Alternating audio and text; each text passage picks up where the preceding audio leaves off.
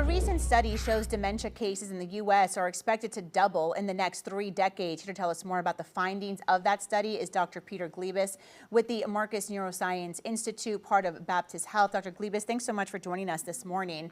I want to get right into it. So we're talking about 500,000 cases right now, but expected to go up to about 1 million by 2060. Is this a concerning number? Good morning, Natalie.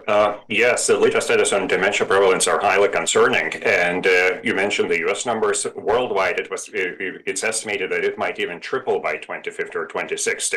So this, on personal level, it's going to be, fairly significant impact for people who are affected by the disease. But on the largest scale, it's significant burden on healthcare systems, the caregivers, the economy. So yes, it's very concerning. Why do you think we are seeing this rise in cases? So there are several factors that contribute to that. One thing, the population is aging, and aging is one of the main risk factors for developing neurodegenerative dementia type of disorders. Now we're getting better at diagnosing those diseases. Our lifestyle is influencing. There are high rates of obesity, diabetes, all the cardiovascular disorders, and as well as the sedentary lifestyle and similar conditions, and environmental factors such as our diet influence those numbers as well.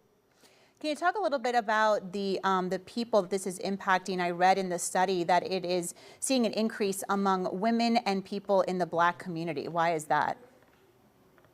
Women tend to live, on average, tend to live longer, and again, aging, where we're talking, that can affect. There is also the possibility that hormonal changes may contribute to brain vulnerability, and that's why we see more prevalence in women.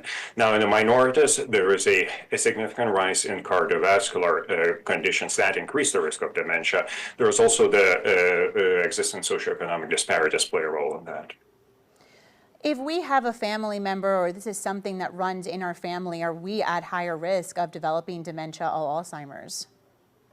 Yes, we are, and that is, a two-sided thing. One thing is the genetics, because we share genetics, the strengths and weaknesses, and in this case, the genetic weakness that might put us at risk of developing dementia or Alzheimer's disease specifically, but also frequently the loved ones share the same environment or similar environments, and that includes dietary